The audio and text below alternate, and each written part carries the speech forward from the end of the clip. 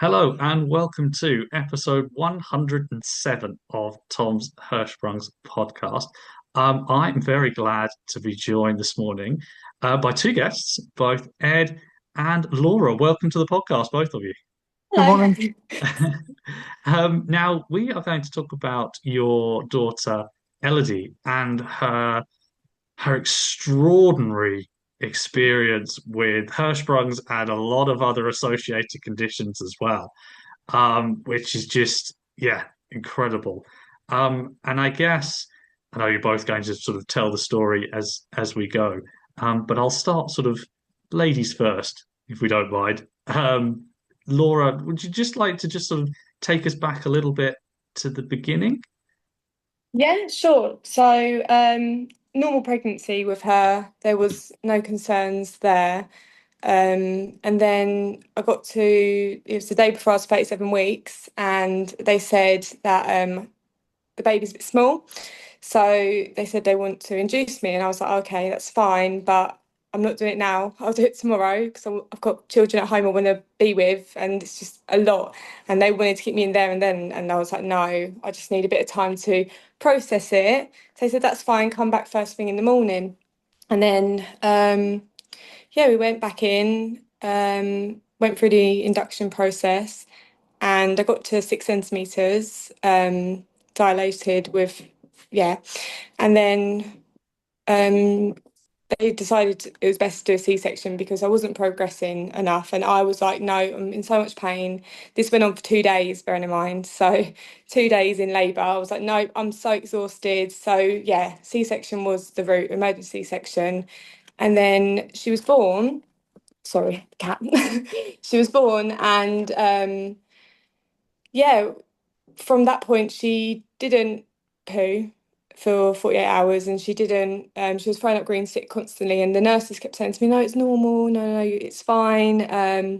So we got sent home at 40 hours after she was born. We were home for 8 hours, and they said if she's not had gone for the toilet, like come back in. So we came back in, and I was very out of it. I was very much drugged up trying to feel normal with so much pain relief. It was ridiculous. And I was a bit blurry as to what went on here. But from what Ed told me, they took her for an X-ray in the A&E bit at our local hospital. And I was falling asleep because I was so out of it.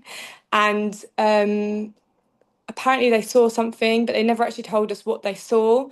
And they just said, you need to get up to Evelina, we're calling an ambulance. And we were like, oh, never even heard of Evelina in our whole lives. So we were like, oh. And me, I was quite naive to it. I was thinking, oh, no, it's fine. I'll probably have to give her, I don't know, something like laxative and she'll be fine. Didn't even think, even though we did know what Hirschsprung's was because two members of my family have it. But I did mention that through my pregnancy as well, and they said, no, no, no, women can't carry the gene to pass on to their children. And that's what I was told by a midwife, by two midwives actually. And yeah, so we put that to the back of our minds until we went to London, and they were just doing so much stuff that we had never known or seen before.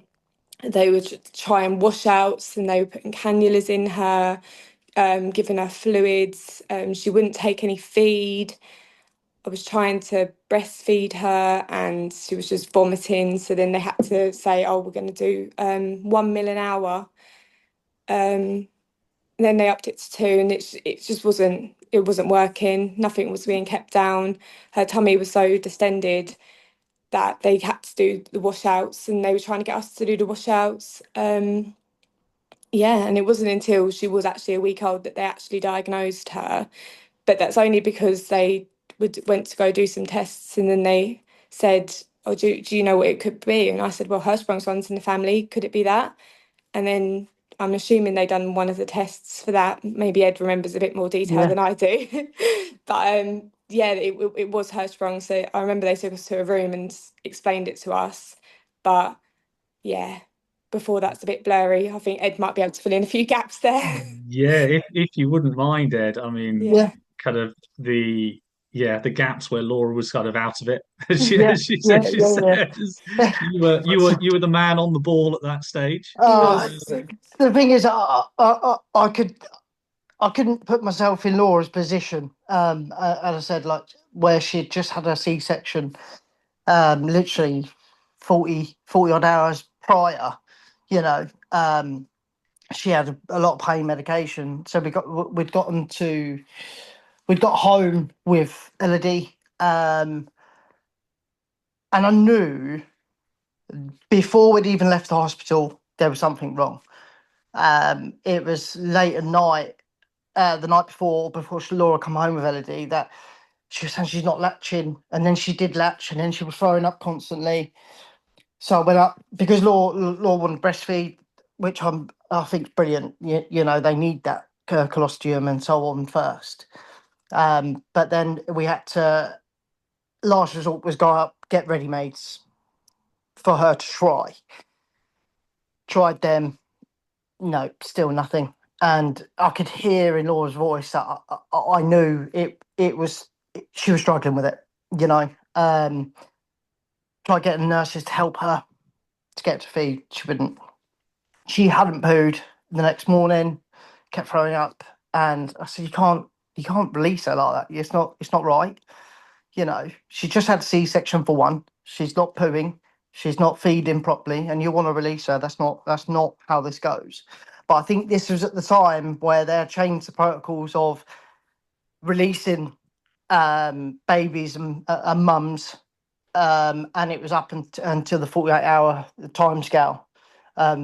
They were allowed to go until um, they take her home. If she hasn't pooed until 10 o'clock this evening, then yeah, come back. Sat there and watched that clock. Law, Ada, and Elodie was had a little nap and so on. Family come round at night. We had something to eat, and it hit 10 o'clock. Sorry, Yeah, that's a tough one. That is a really, I can't imagine, I cannot imagine what that sorry. would feel like. No, Um, not at all. Not at all. No, to it's put, like I can't it's imagine. just so much emotion. Yeah. Um, we was in A&E, and oh, the doctor was amazing. She was absolutely fantastic, and she still works there now. And when we go up, if we ever need to go into hospital, we go. And if she's on, she's always got it's you, and she remembers Elodie straight all the time. Done the X-ray, and I believe there in that X-ray she had spotted what we learned a week later in Evelina, that she had a malrotation of the intestines and stomach, and where obviously, as you know, with the Hirschsprungs, it's not with the ganglion cells, they're not pushing anything through.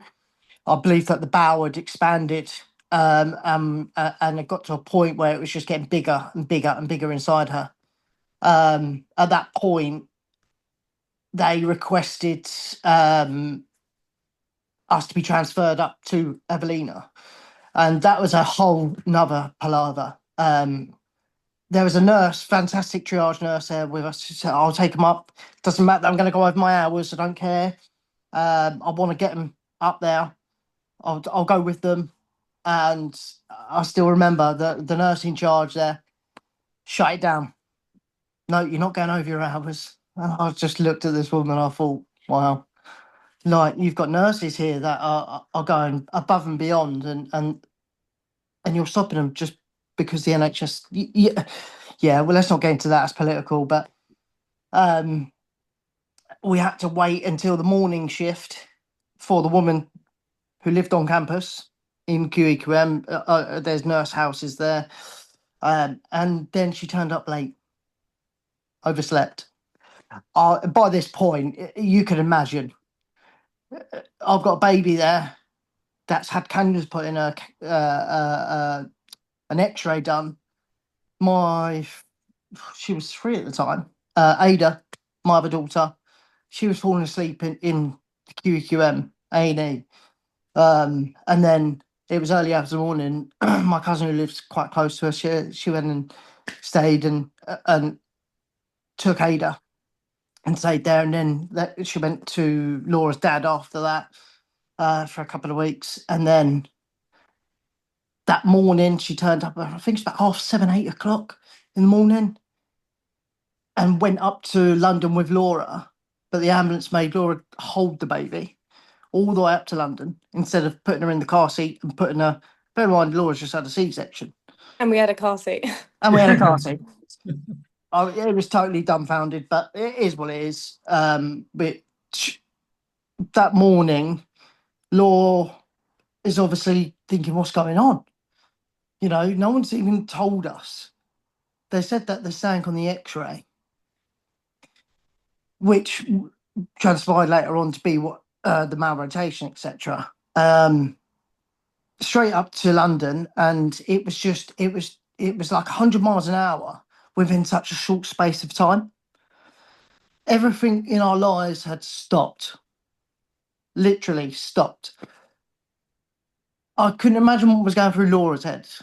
Um, I mean, coming home, getting stuff to drive straight to London. You sit there thinking, "What am I taking?" You, no one speaks to you. No one prepares you for a life that's gonna be turned upside down, which gets told your new normal constantly. I think that's the worst thing. It's you've got a newborn which you want to enjoy. You've got a mum who's just had a C-section, just wants to enjoy her new baby, and it's just gone no, turned upside down, straight to London, and yeah, it was just crazy. We got to London. For the first 7 days, it was up and down, up and down, up and down. Um, her C-section had got infected because of the stress, the up and down, moving about. Elodie, this doctor, and they work in shifts up there, don't they, on a shift rotation. I know as a parent, you're going to go, "Oh, well, that's your view as a parent." Sometimes, you get the wrong idea. This doctor just didn't listen to me. He just didn't listen. Didn't want to listen. Bearing in mind, Laura's condition was getting worse, and it was the ladies on Evelina ward who said, "Laura, you need to go round to the other side of the hospital to see the doctors because that's not right." The infection started spreading, so she waited around there for hours. Elodie was um, IC, HDU. HDU, that's the word. And then Laura got seen by the doctors around there. Her dad come and picked her up for a couple of days to go home and rest because she needed it. She couldn't function properly. She wouldn't be able to be the mum she wanted to be, being in that condition. Um, they started with bowel shouts with Elodie after Laura had expressed a lot of milk, hadn't you? To leave with Elodie to try and put it through the NG tube for her and so forth because she wouldn't take it orally, and then she tried taking it orally, and I don't know. I do believe the initial part of diagnosing Hirschsprungs and trying to figure out if it is Hirschsprungs is hit and miss. It's trial and error. I believe so. From what I've seen and listened to some of your podcasts and then doing my own research, I do believe it is trial and error. What works for one might not work for another. And I think that's something you accept. But it was only on the day 7, wasn't it? It was day 7. Yes. Um, I I said to HDR, I need to go home and get Elodie new clothes, me fresh clothes, and bring Laura back because Laura gone home for a couple of days, hadn't you, just to try and rest and try and do that. I drove from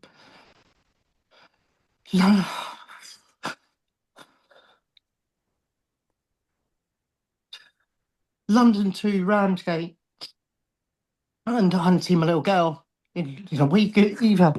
I literally walked through the door,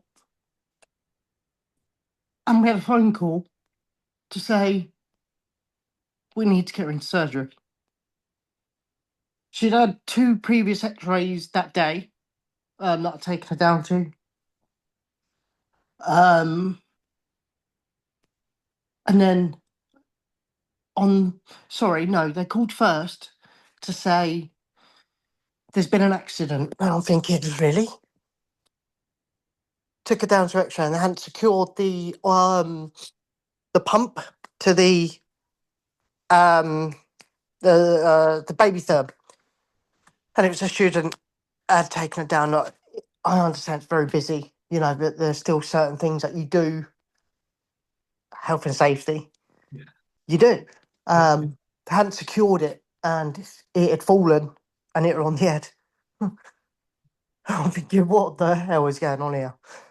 Like, how can you allow a pump, and they're bulky, to fall and hit her on the head, There is an ending to that further on down the line, because I can assure you it didn't go in our favour whatsoever. And then I still remember the consultant's name, Miss Kathaji. Fantastic woman. She was like, we need to get her into surgery. I just pulled up in Ramsgate 2 hours later, just to change clothes. I head straight back up there to see my daughter and said, we need to get her into surgery. She's at a point where if we don't do something right this second, there's going to be a problem. There's a little boy. Elodie's currently sleeping, but I can assure you she'll be down, and you'll see her, and you'll be amazed to see her. We need to get her into surgery. We need to perform surgery now before it's too late. I literally jumped back in the car. I was there 5 minutes. I think I was at home 5 minutes. Straight back up. I remember the heavens opened on them roads. I was, I probably was speeding, but it didn't matter. I got to London, and the next time we'd seen her was intensive care, and that nothing prepares you for that. Nothing at all, because you've seen your baby, and they've been trying bowel washouts after telling them it's not working. There's Hirschsprungs in the family. The amount of times you told this doctor, and there's Hirschsprungs, and it was at shift change. That's when Miss Kathaji had come on. The first day she was on her road to saw Elodie, something was done. But you tell me why it's taken 7 days for that point. For someone not to listen to me, Laura, and telling you this is what runs in the family. No, it's not genetic. It's not genetic, okay? It's strange, but, pretty sure there's a correlation there. There's a niece that's got it. There's an auntie that's got it. Now, it sort of like skips a generation. If you look at the pattern, Laura explained the family, and it's like it skips a generation each time. And she listened. And at that point, they had created a stoma, first off, just to give the bowel rest, I believe. The first one was she'd rotated round the intestines again. The bands that hold the intestine in place had all grouped up at the top. And the way they explained it to us was literally like that. The intestines had ballooned, the stomach was around the wrong way, and they believed that's why it wasn't. She was frying everything up, she was in there for a good few days, wasn't she? Yes. And then we were sat down. I can't remember the consultant's name. They sat us down again with Elodie, and said that they need to perform another surgery on her, which they would be able to tell us whether or not it was Hirschsprung's, and where the transition zone was. So I don't know. Do you remember the second? Yeah, I think she was maybe 2 weeks old or just after 2 weeks old. And I know she was in there for over 10 hours because they told us to go and walk around Yeah. and we just sat there. A long We walk, just 10 sat there hours. waiting. Yeah. Yeah. They said go get some air, get something to eat, and we just sat there. We just waited for her. We didn't want to go just in case we missed them, and then we had to run up the hospital. We just wanted to be there. And I think I'm sure they let us both down that time because when she's had surgeries and procedures, Yeah. it's one person can go and one person waits for them both to come back. But I think this time they let us both.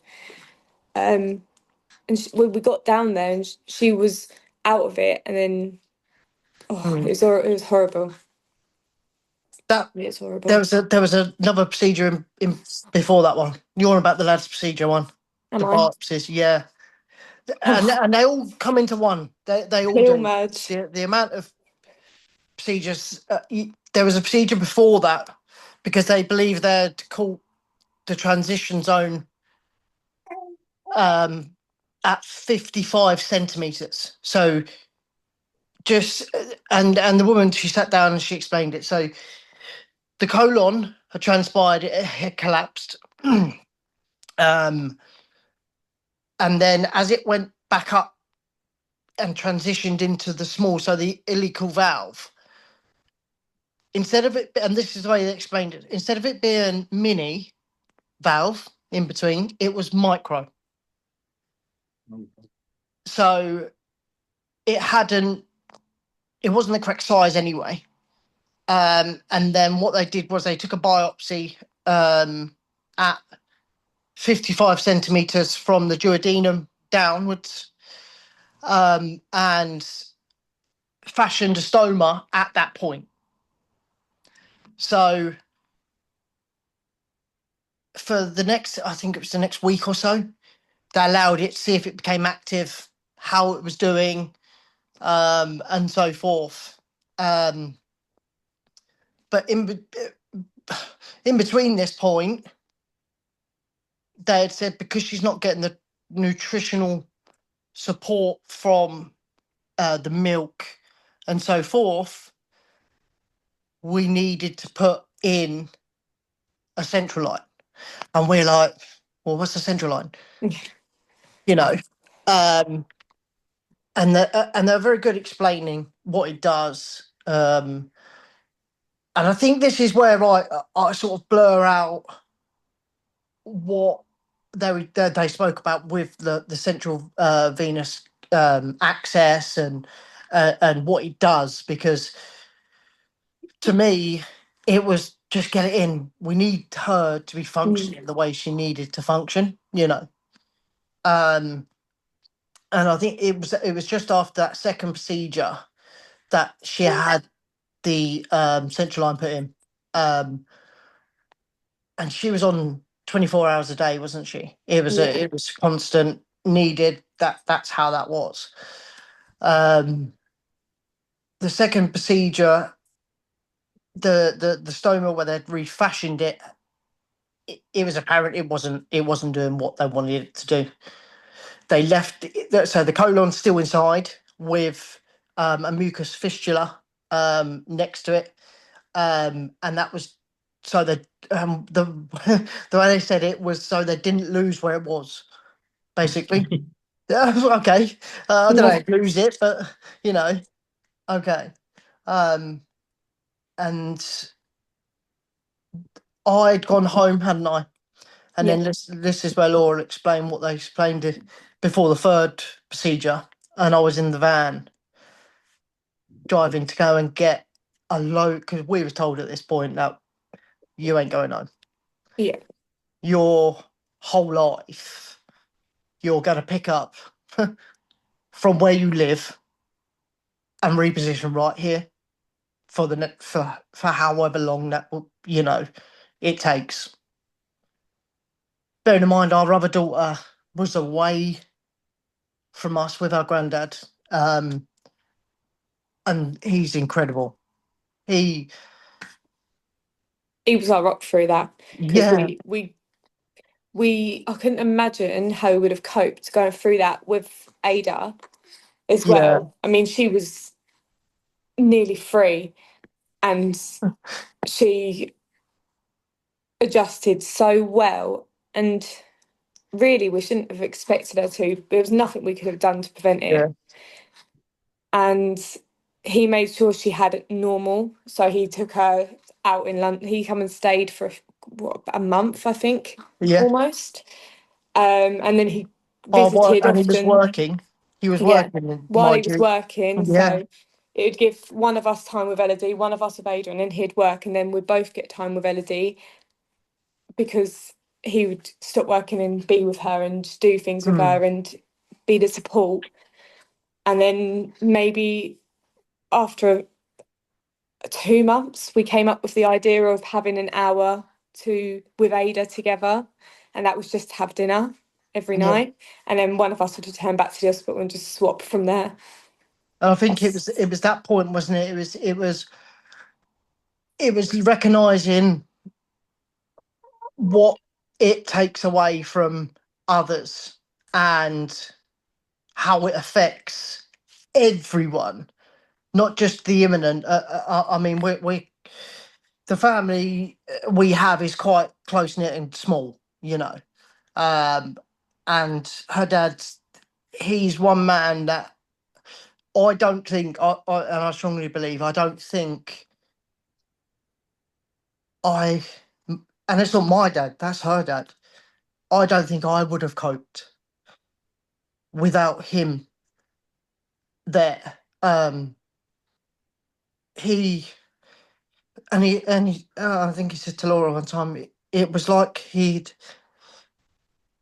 with Ada, it was his daughter again. And in a way that's nice because obviously, you know, she loves her granddad. Honestly. Granddad's girl. he yeah. Um but the day he brought her back, even though it was watching her and it's like a movie. She ran down in St Pancras and I hadn't seen her in weeks. Um and yeah, it was having her back, but it was also losing it for him because it was day in, day out, her. But then I don't know, it was just like he got everyone in his arms and just powered through. Like, and he still does to this day. Um, and he works for a big firm. He works Pfizer's. So he's working out of a WeWork in London and he adjusted his life there. And I don't think the effect of how it comes to like with our Hirschsprungs. I think there's so much more background to it than the here and now and actually the condition it does, because the condition itself doesn't it does restrict you, yes, but there's so many other ways in the way your body can function. But the heartache and the restriction on how you can feel, it will always be with you, you know. But yeah, so the I'll get back on track here. I diverted a bit, didn't I? Oh, it's cool. No, Sorry. it's absolutely fine. I quite like these ones where we sort of jump Yeah, around from bits and pieces, and yeah, because it is it's quite piecing it fun. all together. It is. Oh, it is. Yeah, it's a lot when you It's think about it. yeah. Um. So then, second procedure, I was on the way back home to bring everything back up, and the lady they called me, and I just pulled up at home, and I knew this meeting was going to happen. It was just that we had nothing up there, um, and it was that point where they'd said to us that, and I still remember this,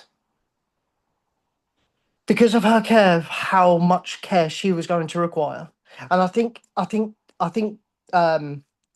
are duty bound to actually ask you this because of the care it's needed. And and it's sad to say, but I think families do relinquish responsibility. And I don't, go, well, you're a bad person for that. But when I sit back and think how much care, how much it takes away from your life, I can understand why people do relinquish their responsibility. I do, absolutely. But I couldn't. Elodie's ours, I could never do that. But they sat with law and they said that she may never eat, drink, function like a normal child would. And I think that hit home then because of how much the Hirschsprungs had gone and it took up through her whole intestine. They knew then that the transition zone of the 55 centimeters, it wasn't the transition zone. Because prior to that meeting, we was like, well, okay, 55 centimeters is good. Like, that's a good old fair size of small intestine remaining. We can work with that. And when you're told no, and there's another procedure coming to try and find the transition zone to see how far it had gone, it's not good. But Laura told me more about that meeting because she was in there and I was on the phone. Sorry, I was sorting out the kids. No, is that when you was travelling back? Yeah. Yeah. So my dad was sitting in HDU with Elodie and Ada, and I think Ada was playing with the nurses. And yeah, so they called me in and I said, I don't really want to have this meeting without her dad because he needs to be there. And she's like, you can call him, but we need to talk now, like the urgency now. And I was like a bit panicking, so I called Ed, and he was driving back, so he had it on his like little car speaker thing, the phone. And they told him on the phone to begin with. They said, "We think you should pull over. We don't think you should drive for this talk." And so he did. Because he was near a service station anyway, and they sat us down, well, me down and Ed on the phone, and then they said, it's not gonna get better. We're not going to be able to do anything for her permanently. It's just keeping her comfortable. She'll never eat, she'll never drink, she'll never walk or talk or crawl, she'll never get to that far of her life. They said that they don't believe she'll even make it to a year old. But she has. She's coming now. um, and they said, if you want to give up your rights, this is the time you can do it. And I went, that's not even an option. And Ed said the same. At the end of the day, no matter what obstacles we have to face, she's our child. And I don't know what anyone else would do in that situation. I can't speak for anyone else. But for me personally, I don't care if I had a day with her or 10 years with her or anything. She's my child and I will take whatever time I can. And she's proved them wrong in so many aspects. Obviously, they can't guarantee they can't guarantee anything. It's all a bit unknown with her condition and everything. But yeah, but we took the chance to try and make the chance better for her. And I'm glad we did because I couldn't imagine my life without her now. She is a character. She is so strong in so many different ways, and she's very strong-willed as well. She's just amazing, honestly. But yeah, that conversation when they said we think you should consider it now, I said there's nothing. I just said there's nothing to consider. She's my child, and that's the end of it. I think with the lady, and I said we've always said from the start, don't sugarcoat anything. Yeah. Be I straight. need to know black and white how it is, what it entails, what her diagnosis is from the start. And they were always good with that, you know, because I can't work like that. I can't live in a dream world. It doesn't work like that. And then they'd said that they hadn't got the transition zone and would have to do it again. And that's when she got to having the lads procedure, where I didn't know until last week when I'd done the form for you. And I didn't know they took her appendix out. I just didn't. I didn't even read it properly, obviously. And it was then. Bear with me, Bubba, Bubs. She don't listen though. I tell you, she's her own person. She's very strong-willed. This one. That's brilliant, though. Oh, honestly, she keeps us on our toes. She's fantastic, honestly. And then she had the lads procedure, and what they said, and they explained it like this. What we're going to do is we'll go in. We will take biopsies up, and we'll do them live. We'll test them live. So they'd take a biopsy, they would send it away. They'd get the results of it straight away, literally straight away. And I think that's why it took so long for the procedure, because obviously I think they were doing it at like 3 or 5 centimeter intervals. It was something like that they was doing. I can't be specific. I can't remember. I do apologise, but and they got down to just of the small bowel remaining 22 centimeters.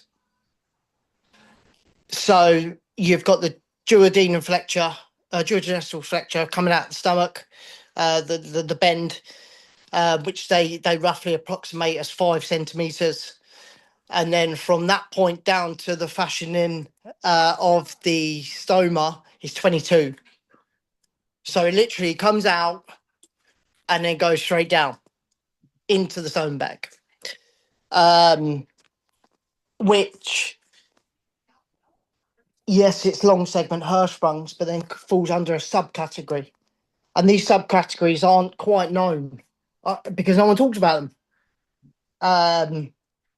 Because you have the total cholionic ganglionosis, which is a subcategory of long segment Hirschsprungs.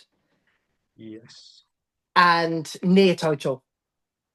They're the more severe forms within it. But it all falls under long segment Hirschsprung's disease. And I believe, and in my own opinion, this is just my opinion, that they need to be addressed a bit more. Because from listening to others speak about long segment Hirschsprungs or Hirschsprungs, whatever it may be, there's so many different forms. And it's absolutely incredible how many different forms there are. I think we sat with a consultant last week, and I don't know if he realised I look into things. And he was explaining to us the different forms of segment, long segment Hirschsprungs or Hirschsprungs, and I didn't realise until about a month and a half ago that there was skip segment, and it's like, how does that even work, you know? And it's only that consultant that we had last week that has ever classified Elodie as having total cholionic ganglionosis, because and it all depends on the hospital or department they're under, because some class under 30 centimeters as total cholionic ganglionosis, and some, I think it's a little bit more, not much more, but it all it's a very grey area from what I've read. Very grey area. And I couldn't get my head around that, but that was what it sort of transpired to be. But sorry, going back, when she came around from that procedure, her name's Charlotte Holbrook, and she'd done this procedure, and she'd drawn a very detailed, and the artwork was unbelievable, and she'd drawn this in the post op report, and she had drawn where the transition zone was prior and then where it was now. But the difference 30 centimeters can make is unbelievable. Because at the 55 centimeter mark, where we thought her transition zone was, we were thinking, yeah, it may adapt, and it's called bowel adaptation, which happens in the first 2 years of life. It goes through a stage of adapting with the Hirschsprungs, and that's when they do the reduction, and they go, right, we're going to try and we'll test it to see if the residing bowel adapts to a function of what the bowel should do. And where it took it down to the 27, including the duodenum altogether, it sort of puts the possibility of that doing that at very, very minimal. And when she explained that to us, it was like, whoa, okay, so what do we do from here? Then we was told that she would have the TPN for life. That's inevitable, because the remaining bowel wouldn't take in the nutritional value of what she needs. But then you also run the risk of, because it's so short, and the stoma's so up high, you run the risk of dehydration or losing all the electrolytes and so forth. And that was quite hard to take, I think, because you see other babies. I know you shouldn't compare your life to others, but you do. Let's be real. We're all human. You look at other babies around you, and you're so happy for them. You are, and this is where I think for Law, I could never imagine it, because from a man's point of view and a father's point of view, I mean, you're watching your whole world crumble. You are. And you'll see it others, and you go, well, why her? Why have you done that to her? Like, she's a child. She ain't done anything to deserve that. And then, where Laura's concerned, she wants to take on that mothering responsibility, but it's being taken away from her each step at a time. And as a dad, you just want to go, no, you can't do that. Let me give my baby back. You do. It's just the way you function, I think. But where she was on, I think it was 1 mil an hour through, because she had a peg put in then as well, didn't she? Peg tube. She had peg tube put in. At the same time. Sorry, forgot about that one. That was another one.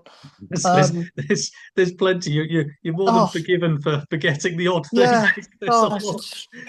She was on she had an NG tube for a while though, and they kept the NG tube in while the peg was healing to make sure everything was yes. okay. That's what. Yeah. And she was on 1 mil an hour. I thought, wow. Like, it's a drop. It's literally a drop. And you're watching other babies have like 3 ounces at this age. And I thought, that's how can a disease how can it take over so much, you know? Um, she's a character, as you can see. Yeah. Hi, Yeah. Elodie. um, and then it was only at that point she was under the gastro team at Evelina at this time, and the Cheeky girl. she was under the gastro team, and they're a fantastic group of doctors. We had this one document. I don't know what she's saying there. Do your thing next day. Hi, Elodie. Elodie's just joined us for Yeah. the audio listeners. Welcome, Elodie. She wants you to do your thing again. I don't know. I don't know what that is. Oh, wait. Oh, Oh, right. I'm hello. going to mute it. I'm going to mute it, otherwise she's going to interrupt you. She was under a doctor called Mohammed there, and this is how you knew, the long term for her was hospital. It was. He used to come in and he'd go, "How's our little princess today?" And you just look, and that sense of you're there for her. It's like, well, okay, you become a part of a family in a way, and he step by step, and he would try and explain it, and he'd explain it to me, and then I'd break it down for Law, because all the terminology they use, let's be fair, it's I mean, I've got quite a mind that works like that, because of my job, etc. But then trying to break that down for others, I think that's the hardest part, because people are under an impression around you that, oh, should be all right, should be fine. And trying to explain there are so many different factors to what's going on with her, it affects everyone in a different way. And I think with the Hirschsprungs, where there are so many different types and so many different parts of the intestine it affects, everyone is so different. And it's amazing. It's absolutely amazing how such a disease can overpower your life, but be this is going to sound really strange, but rewarding at the same time. I know what you mean. Yeah. Do you see what I mean? Yeah, Because like, it expands your mind, but then expands to other people's lives and how they cope with things. I just yeah, It puts baffles into a me. new perspective, doesn't it? Yeah, that is not all doom and gloom. It's not. No. But I think you also have to accept, and it all depends on the circumstance of each different case. But I think it puts it into perspective, and you cherish your moments, but deep down you know where things will lead to. Because it's not necessarily the Hirschsprungs that does it; it's the other conditions and what the body goes through that affects the person. And I think that's quite a main point that to accept is quite hard, because where the Hirschsprung takes over the intestine, you've got to have something to replace the nutritional value where it's sort of taken over. If you see what I mean, and that's the hard part, where it takes time to adjust to. After that last procedure she had, and they got the transition zones, refashioned the stoma, took out the appendix, like I know now from the lad's procedure, and sort of tidied it all up. It was then a point from getting out of hospital at that moment. We was in Evelina we left there in end of March, wasn't it? It was, wasn't it? Yeah. So end of March 24. She'd gone in July 24. So from July 24, I think it's 9 and a bit months, she was in. 22. Yeah, sorry. Yeah, yeah. So sorry. We came 2022. home on the 22nd of March, 2023. Yeah, that's correct. Sorry. So it was July 22 when she was born, around to March 23. That whole. Okay, baby, sorry. She's the boss in this house. There you go. Is that a bit better? There you go. So that 9.5 months, and when you prepare for getting your child home, knowing that she's got the long segment Hirschsprung's disease, she's TPN dependent, she's fed through her peg tube, all medications go through the peg tube. The adjustment from hospital life to home life is massive. And you're always taught, this is your new normal. This is your new normal. And that, please, yes, it is my new normal, but you don't need to keep telling me that. You know? We had to be trained for a TPN because obviously where the Hirschsprung was so far up in her intestine, she wasn't getting that nutritional value. So we had to train before even leaving the hospital. But this is another baffling one. When they train you, they don't give you no guides on how to do it. There's no step-by-step guide on connection, disconnection, anything. And it's also run by a different hospital to the hospital you're in. So they have to come from King's over. What do you want? Bluey? Which one was that, baby? It's not on there. But adding on to that, we were only the second, so they got the King's team to come over to us in Evelina. We was only the second people they'd ever done that for. Oh, wow. So, sorry, kids. Right, yeah. No, that's absolutely incredible. I mean,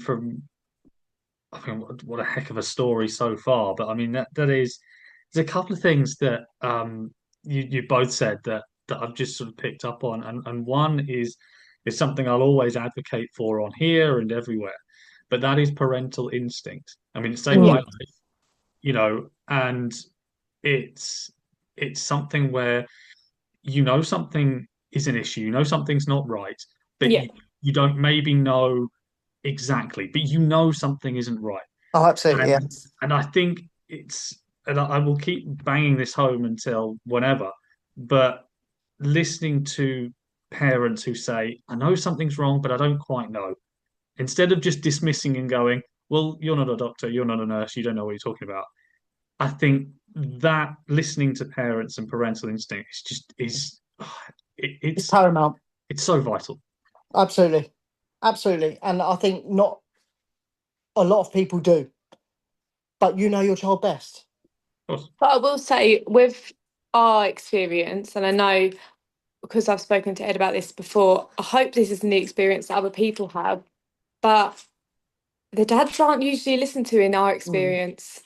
He has to really voice his opinion multiple times, and they will just still look at me.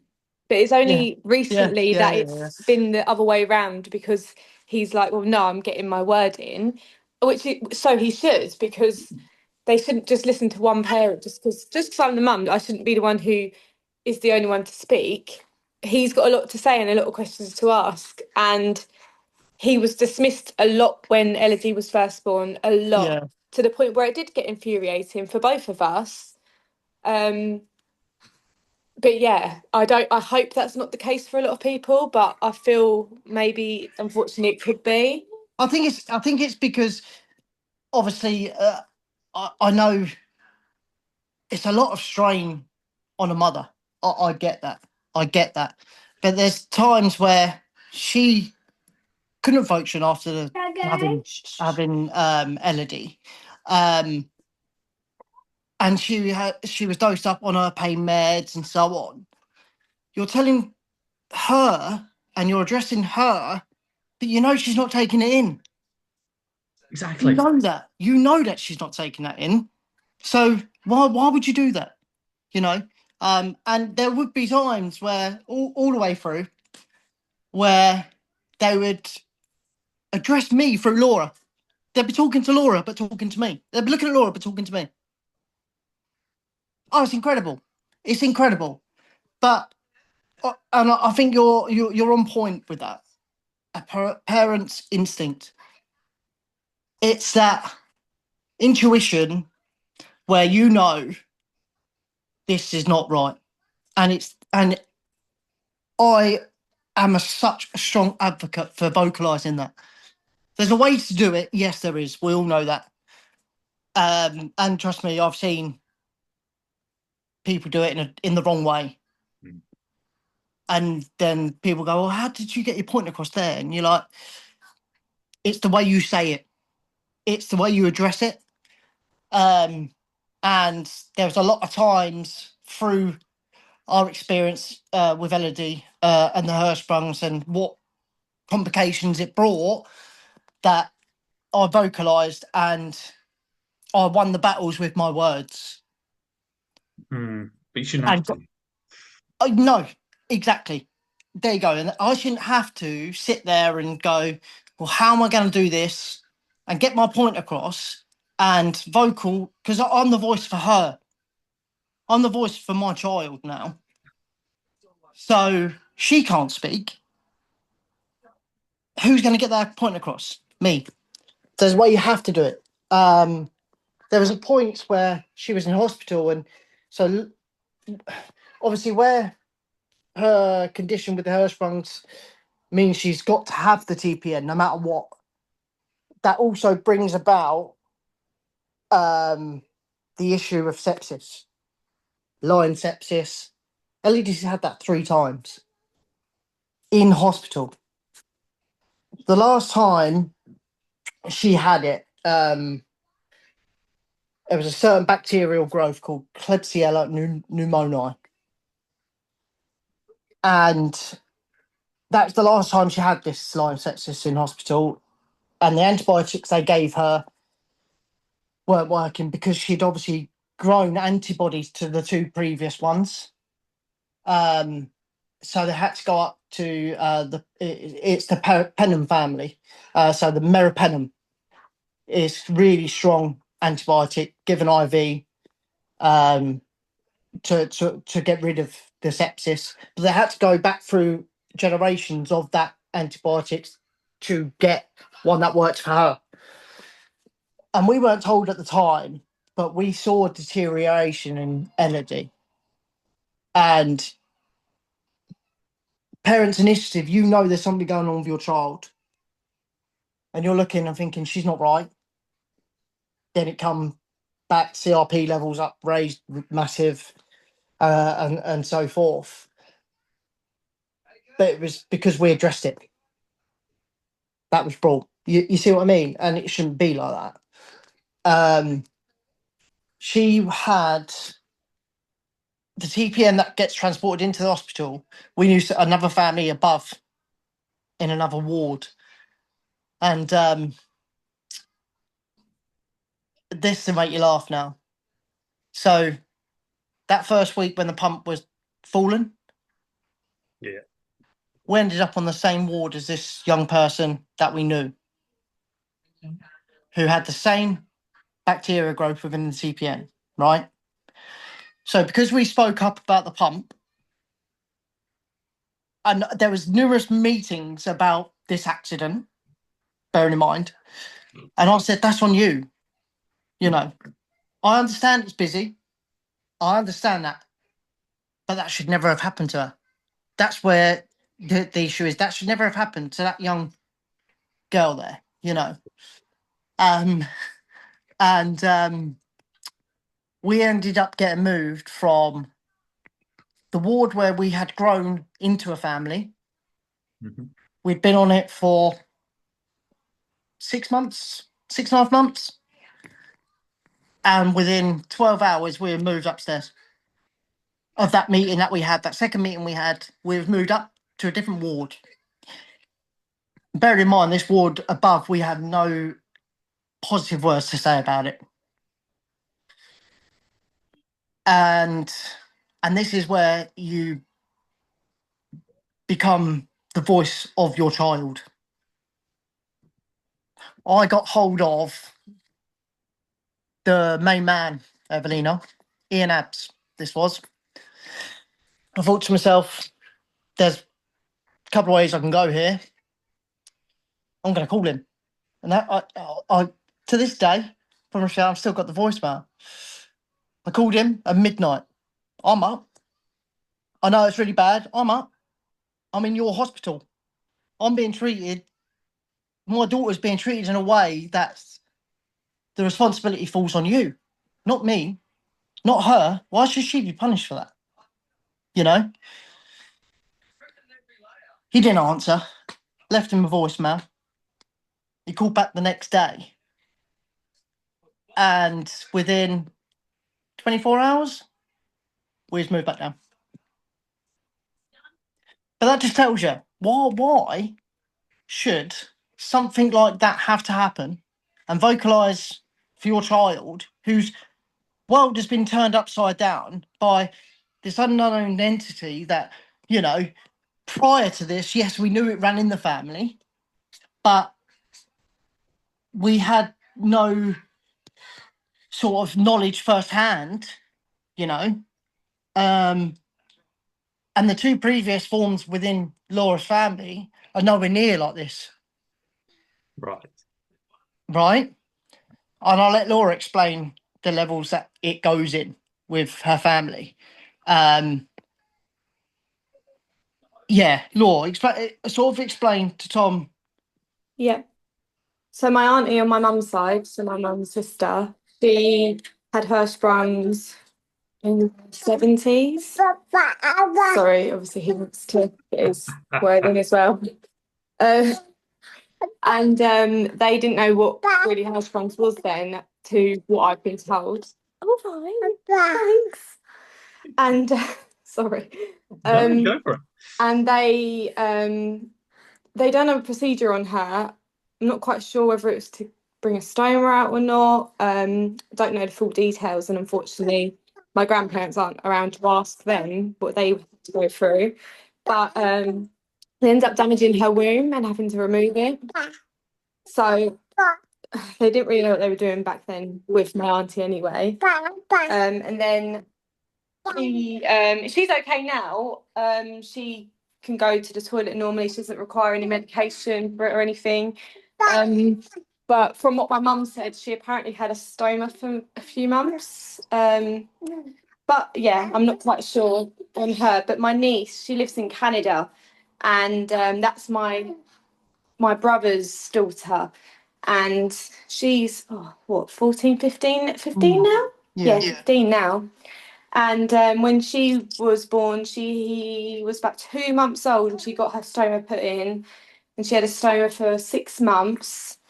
And then it got reversed, pulled through. She can go to the toilet herself now, but even now she requires like saline water. So for an hour each morning, she has to be connected through a little thing in her belly. What's it called? Button, like a button in her belly. I don't know if they do it different. I'm assuming they do it differently in different countries, like deal with it differently. But she's got like a button in her belly which she connects to for an hour, and she has to sit on the toilet and basically empty herself. And then the rest of the day she continues as normal. But that's when she just empties herself every morning, and she can just continue her day as normal. But yeah, that's the extent they've got it. Yeah. The Mickey button, the kind of Yeah, that's the belly it. That's button. what it's Yeah, called. that's quite a popular one in the Americas, kind of Yeah, that's America what and she's Canada. got. There's been quite a few people I've spoken to who've had that. I guess over here we've kind of done the ACE Malone, the kind of made out of the appendix. We tend to do that quite often over here. But I mean, you can have either or. I think it's sometimes it comes down to surgical preference and things like that. Yeah, I mean, she doesn't have to limit what she eats or drinks or anything, my niece, but she what have you done? Sorry, she's made it echoey. She yeah, you are telling us all about it. She only has that hour in the morning, but she has to get up pretty early to do it. She has to get up at 5 o'clock every morning and sit on the toilet for a whole hour. And then I'm assuming the fluids that go through her empty her completely, and then she's fine for the day.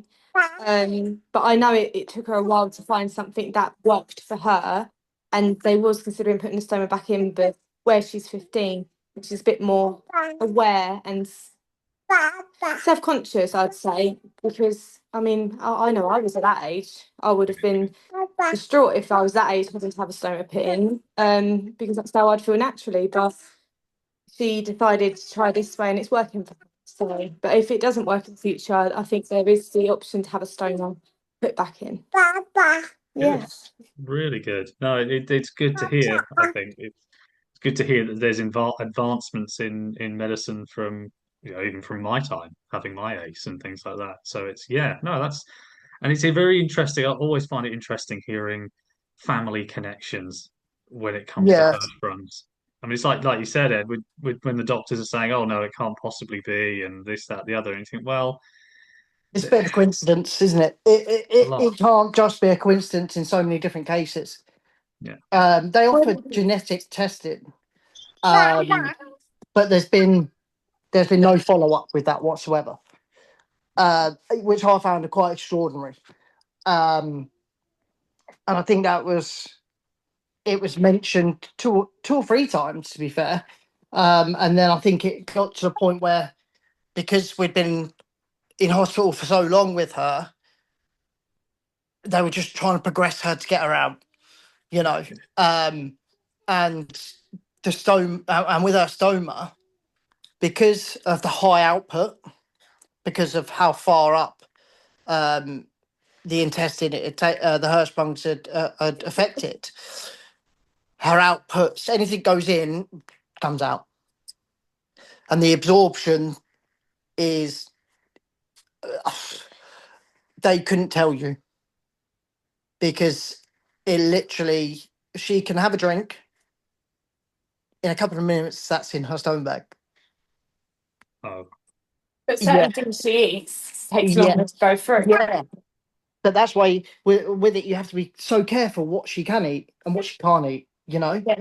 Um, but she owns it. Oh, She yeah. literally owns it, and all she's known is that, and she's so positive about it, and I love that. I love that I can. We didn't think we would get her to where she is now, and we take each day as it comes, because we wasn't promised tomorrow. You know, we've always lived in the real world with her, and with other factors that come with the Hirschsprungs, I don't think people pay you for that. And we know now that her kidneys and liver, they're clogging because the TPN clogs it up. Doesn't filter things because it's a man-made substance. It's quite concentrated. The balances are okay. They're doing okay. It's just the urea levels and this, and you become a doctor. You become a doctor. Anything to do with anatomy, leading off from Hirschsprung, you're like, yeah, I'm there, all over it. I know what I'm saying now, and people look at you as if to say, you must have something wrong with you coming out with these words, but it's your life. And I think that's a positive to take away from it. I've become, I don't know, like a sort of a subject matter expert within that field. Do you know what I mean? And it's quite incredible to see how you can progress with Hirschsprung's at such a high level of how much of it's affected her, you know. And what surprised me was how many people have a stoma. 1 in 200, something like that. Incredible.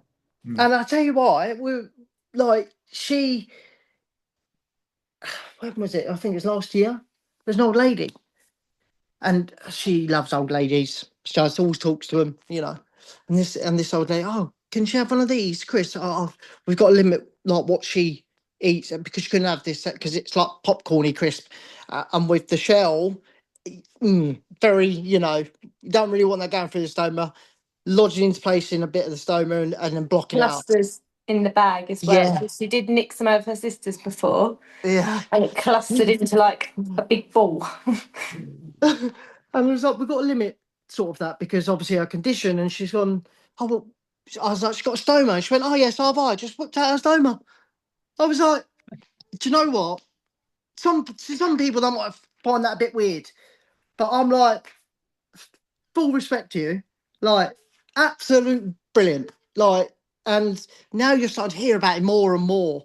Like the marathon runner that done the first marathon with a stoma, and, I think it's a couple of years ago now. But it's just the life it leads onto varies for different people. And it has been with Elodie a certain a roller coaster to say the least. And the long term for her now, it's very cloudy. But we know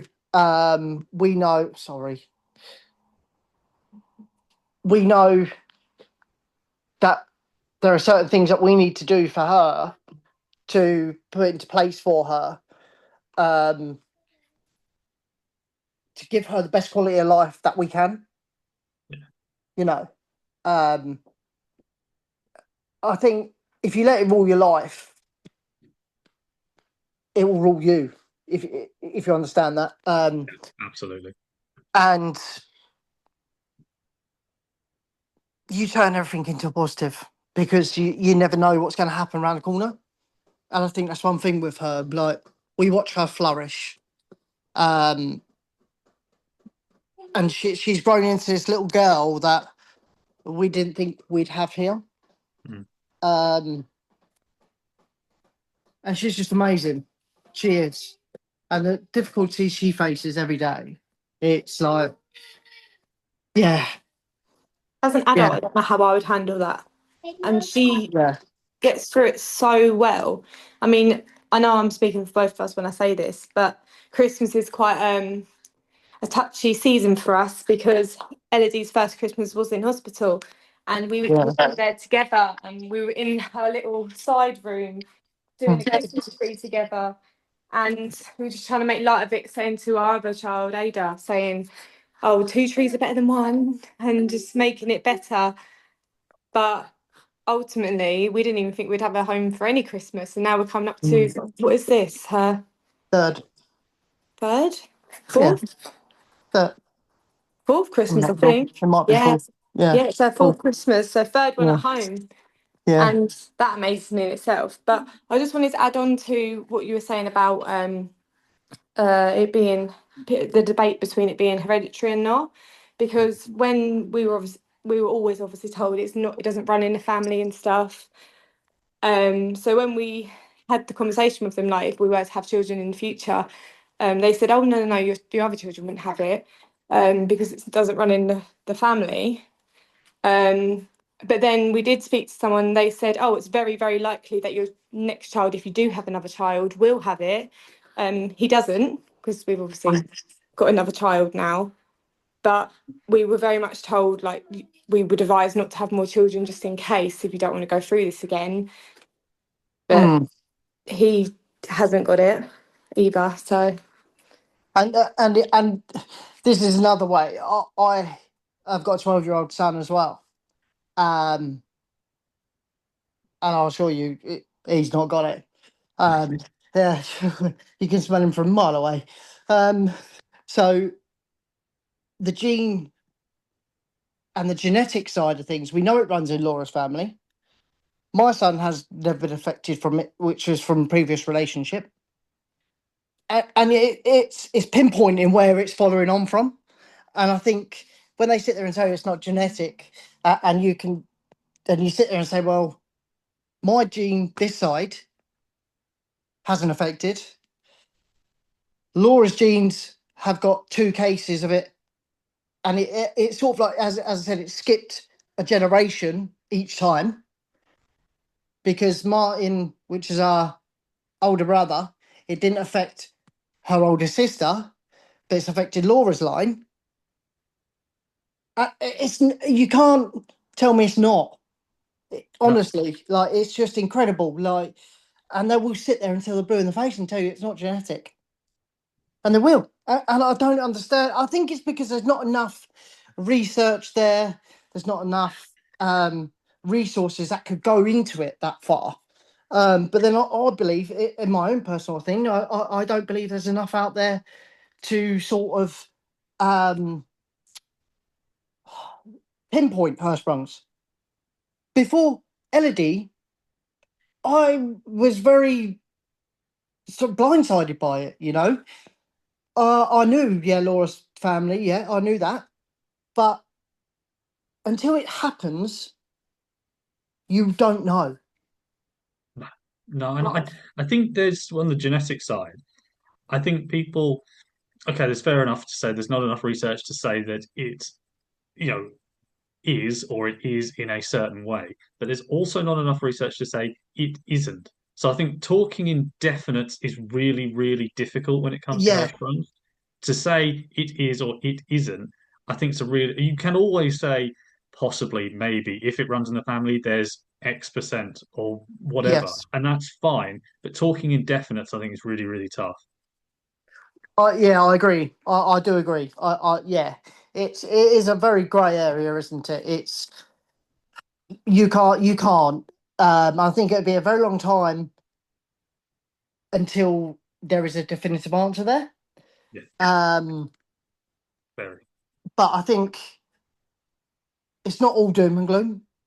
No, It really isn't. And listening to some of your podcasts, and I listen to people, and I think, wow,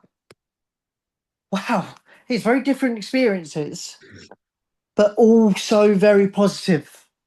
yeah, And I think I took something from that, because the last 3 years, yeah, it's been difficult, and I know there's very difficult roads ahead for her. Um, and in some ways, I think where the Hirschsprungs, it's taken a lot of the intestine and just left her with a very, very short amount. There are positives I can take from that. And I say I'm a very closed off person when it comes to personal life. But I think going through this whole experience together, it's, how can I put it? It's changed me. oh, it's bound to. It, Like, it's yeah. bound to. I couldn't tell you. Well, before this, I was quite a bubbly person. I still am, but I think it's because of the amount of pressure, and you've got to be on your guard all the time with her. You have to be. It's all the appointments. It's or the bloods that get taken, we do all of our line cares, so everything has to be sterile. Every responsibility is done through us, and I think it does change you as a person, but not in a bad way. You know, it made me grow up, and it's an awful lot. And I know Laura could say the same. It widens your sort of knowledge, an aspect of life. Mhm. And when it comes to the stomas, you become an expert in doing stoma bags. Like incredible. The amount of different ways you can do a stone bag is unreal. I've had untold amounts of different templates I used, or do certain different ways, different accessories you can use for it, applicator. Incredible. Her And skin's been so sore, hasn't it? It's been yeah, horrendous at times where the stoma nurse has come out and she's not even known what to do. yeah. And there's Ed coming with all You these have to. random ideas and they just work. You And now have we to, don't get it you? done in minutes. We do sometimes. And Amazing. I'll tell you what, the staff that you have around you, like we only deal now with one out of Kings, stoma nurse, pediatric nurse, local, pediatric surgical consultant at Evelina, our gastro Kings, and then we have a community nurse that takes blood. There's so many people all come together, and it's part of a multidisciplinary team just for one person. But then I also feel like you look past this country and different other countries. There are so many different things other countries do that people don't embrace together, a worldwide collaborative in a way. And Yeah. there's so much to learn from Hirschsprungs and it's like, even by doing this podcast, I wouldn't have known about this, your podcast, unless it was for Laura, and I've learned a lot from listening to some of your speakers. I think I listened to a lady, where was it? It was in a different country, and she was going. I think her partner worked for the embassy out there. I want to say it was an Is it African Amy? country. Amy? I might have been. I'm not really sure. Zambia? Yes, Yeah. yes, and Yeah, and Amy. they took like the biopsies and that's going to test lab themselves. Extraordinary Incredible. story. Extraordinary. I honestly, Amy's great. I She's just thought, brilliant. wow, Yeah. I couldn't believe it. I was just like, wow. And there's another. I think you had another one that's built a whole website. Georgina. Yeah. Yeah, Georgina's fantastic. and Absolutely fantastic.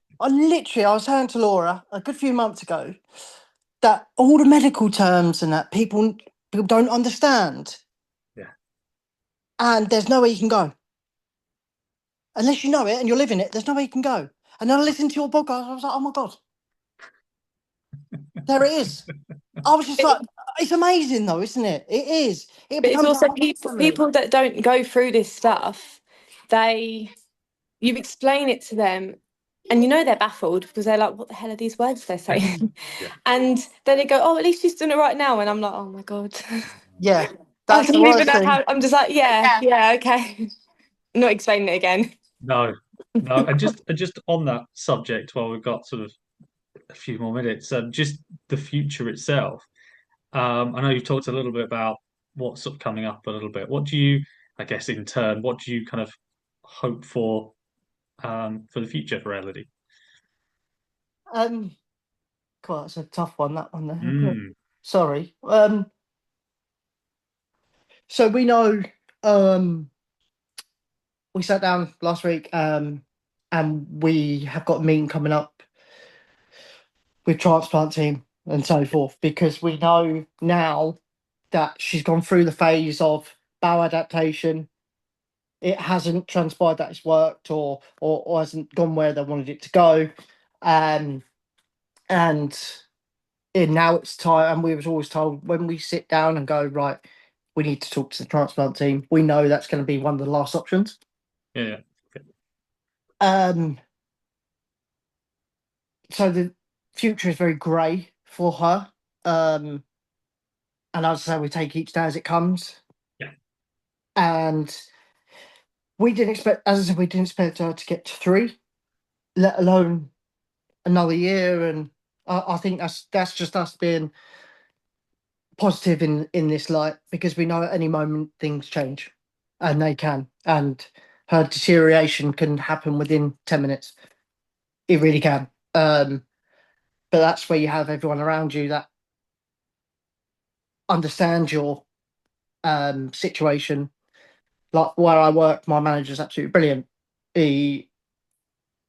Anything that's to do with my daughter, he will listen. And outside of work, I can call him if I want, but he also has put things in place in work that allows us to drop everything and go.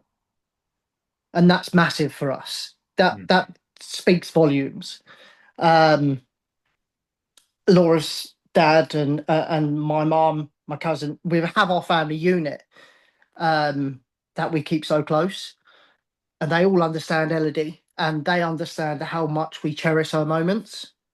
And milestones to us are very different from someone at her age and so forth. And I think that's, unless you're going through the whole procedure with the Hirschsprungs and what effects it has and what else it entails, you wouldn't understand. But I do believe, as I said with your podcast, it's becoming a voice for Hirschsprungs.